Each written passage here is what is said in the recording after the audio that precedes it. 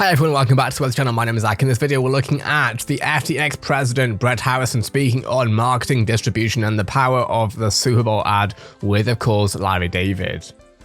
Yeah, I think it goes back to the stuff we were saying earlier in the podcast about just Twitter and reaching people directly. And this is the kind of thing where, like, if on day one, having known nothing about crypto and coming from, traditional finance companies, I was like trying to speak to the crypto masses, I would just fail miserably, right? You need to kind of plug yourself in and get a sense of what people are talking about. Even the jargon, right? Like there's a whole language that's developed on crypto Twitter, as you guys know, and the whole like meme ethos.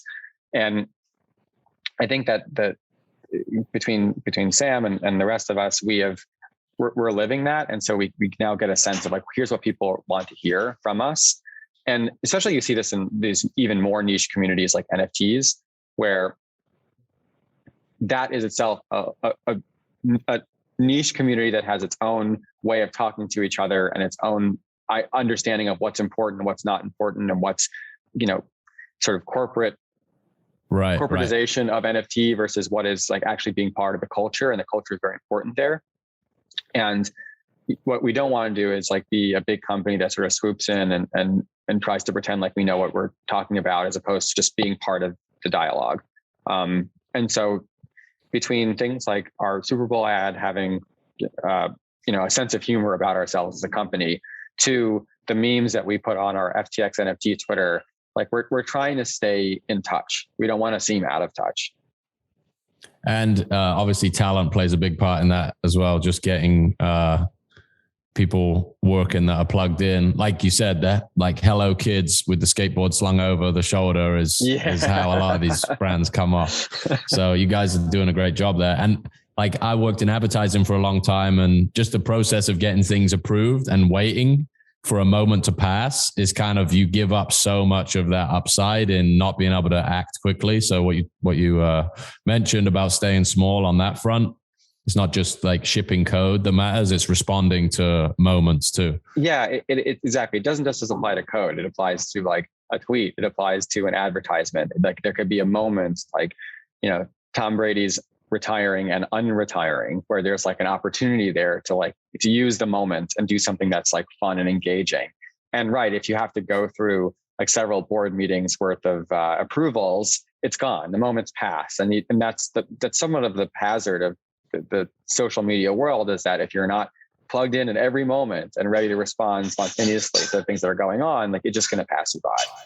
There's actually an interesting point, because when I used to work at the BBC about 4 years ago, that was one of my major issues whilst working there. While some things were brilliant, obviously, other things like literally trying to get some stuff through the door is very difficult when you have a meeting about a meeting about a meeting. Whereas when you have it sort of, still small and operating in an efficient way, that is always the best. To follow up with that, to Jack's point, was we have to talk about the Larry David ad.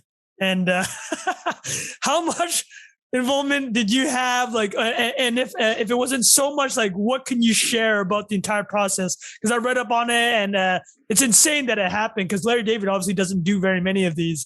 And I would love to get some background on it and your reaction to the final product. Yeah, for sure. I mean, I was only involved a teeny bit at the beginning of the process, and like on some of like approvals along the way, especially like on spending and things like that. But what I can tell you is that we work with this really great company called Dentsu, McGarry Bowen, and they've done a couple of our ads. They did our two Tom Brady ads, the trade, and a couple of the other one. I can't remember the name of it, but they've been so great to work with. And so we knew we wanted to do something for the Super Bowl. We weren't sure what it was, but we had to do something. And so we bought the space and then said, okay, we got to fill it. And of course, that's really interesting, because literally what he was saying only 5 minutes ago is essentially about the retail reach, right? The mainstream reach that they're trying to get into, not just the already existing cryptocurrency enthusiasts, Web3 enthusiasts, but of course, trying to bridge the gap from here over to somewhere where we haven't yet been before, which is obviously very mass adoption, which is what's happening right now. But FTX is clearly trying to lead the way into that with Superbowl ads that isn't about crypto, even a QR code, right? Interesting kind of, but not really to the general public. Whereas, of course, Larry David, everyone knows, everyone cares, and everyone's going to watch and listen. And Dentsu had come up with these different ideas and pitched different, possibilities for what to do there. And they came up with this idea, I'm sure we're not the first person to do something similar to the ad that we did, but this idea of a person who, screws up through history and then misses all the big things that are happening. And they had the idea of like, this would be perfect for Larry David. And the problem, of course, as you know, is that he does very few advertisements. Sorry, he does zero advertisements. It's not something that he's done before. And I think a large part of that is him wanting to feel that the ad itself and the script really speaks to him, and the concept really speaks to him and his character. And so when he was pitched this idea, he just loved it.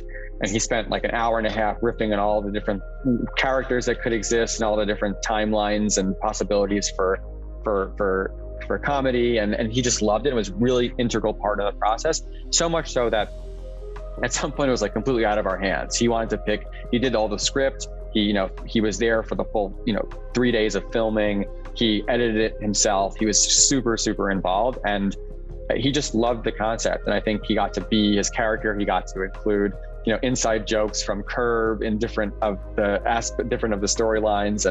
And that's why, I think that's why it came together so well, is because he was such a deeply integrated part of that process from the beginning.